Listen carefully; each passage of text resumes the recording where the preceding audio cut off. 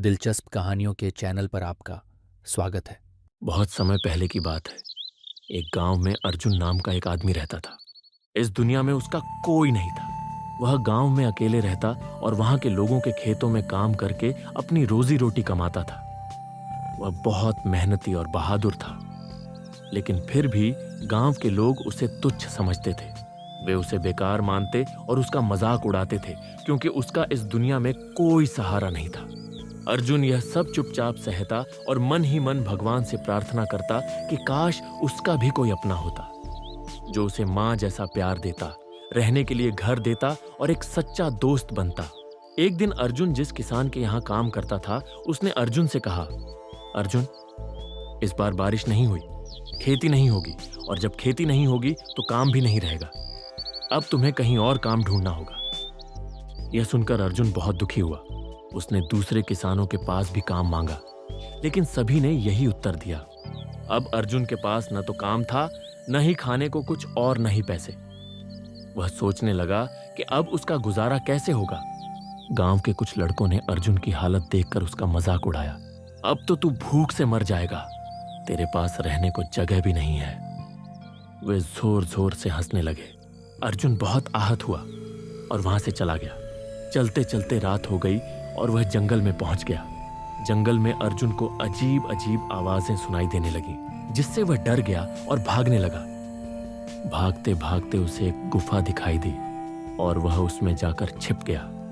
वह रात भर वहीं ठहरने का इंतजार कर रहा था कि अचानक उसका पैर एक पत्थर से टकराया और गुफा के अंदर तेज रोशनी फैल गई। अर्जुन ने देखा कि वहां ढेर सारा सोना पड़ा था। वह यह देखकर हैरान रह गया और सोचने लगा, इस सुनसान जंगल के बीच में यह गुफा और इतना सारा सोना कहां से आया।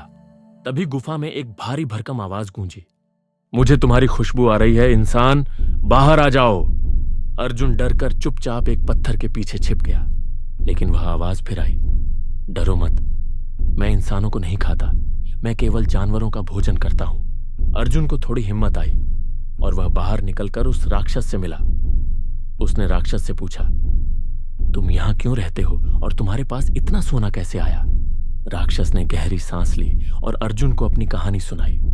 मैं पहले एक राजा था, लेकिन मुझे सोने और शक्ति का लालच था। एक दिन जब मैं इस जंगल में आया तो मुझे यह जादुई गुफा मिली। मैंने यहां का सोना उठाने की कोशिश की, लेकिन जैसे ही मैंने पहला सोने का सिक्का छुआ, मैं राक्षस में बदल गया। तभी एक तेज रोशनी हुई और एक रहस्यमयी आवाज आई, तुम्हारा लालच ही तुम्हें इस हाल तक ले आया है। जब कोई ऐसा व्यक्ति यहां आएगा जिसे धन का कोई लालच नहीं होगा, वही तुम्हें इस श्राप से मुक्त करेगा। तब से मैं उसी इंसान के इंतजार में यहां हूं। यह सुनकर अर्जुन को बहुत दुख हुआ। जैसे ही अर्जुन ने उसे छुआ, वह फिर से इंसान बन गया और अपने असली राजा के रूप में लौट आया। राजा बहुत खुश हुआ और अर्जुन को धन्यवाद दिया। राजा ने अर्जुन को अपने महल में ले जाकर उसे एक जमीन का टुकड़ा दिया और कहा, अब यह तुम्हारा है, तुम यहां खेती कर सकते हो और रहने के लिए यह घर भी तुम्हारा है। अर्जुन राजा का धन्यवाद करता है और दोनों की गहरी दोस्ती हो जाती है।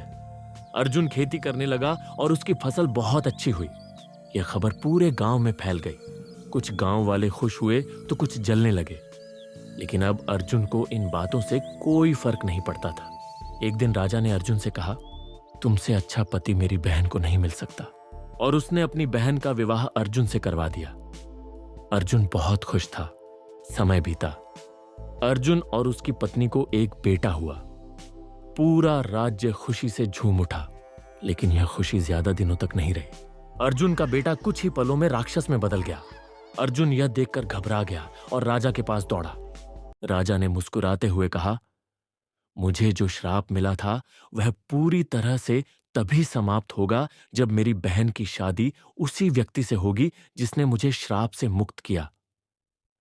लेकिन उससे जो संतान होगी वह राक्षस बनेगा और तभी मैं पूरी तरह इंसान रह पाऊंगा। अर्जुन यह सुनकर बहुत दुखी हुआ। वह तुरंत गुफा में गया और जोर से चिल्लाया, मैंने यहां का कोई धन नहीं लिया, फिर मेरे बेटे के साथ ऐसा अन्याय क्यों। तभी गुफा में वही जादुई रोशनी फैली और आवाज आई, तुम्हारी गलती यह नहीं थी कि तुमने धन लिया, बल्कि यह थी कि तुमने राजा की बातों पर विश्वास कर लिया। अर्जुन ने जादुई रोशनी से क्षमा मांगी। दयालु रोशनी ने अर्जुन के बेटे को श्राप से मुक्त कर दिया, लेकिन राजा को अपने जादू से कैद कर लिया और फिर से राक्षस बना दिया। लालच इंसान को तबाह कर देता है, इसलिए कभी भी लालच मत करना। इस कहानी से हमें यही सीख मिलती है कि सच्चाई और निस्वार्थता हमेशा जीतती है और लालच हमेशा विनाश का कारण बनता है। तो आज के लिए बस इतना ही। लाइक और सब्सक्राइब करना नहीं भूले दिलचस्प कहानियों के चैनल को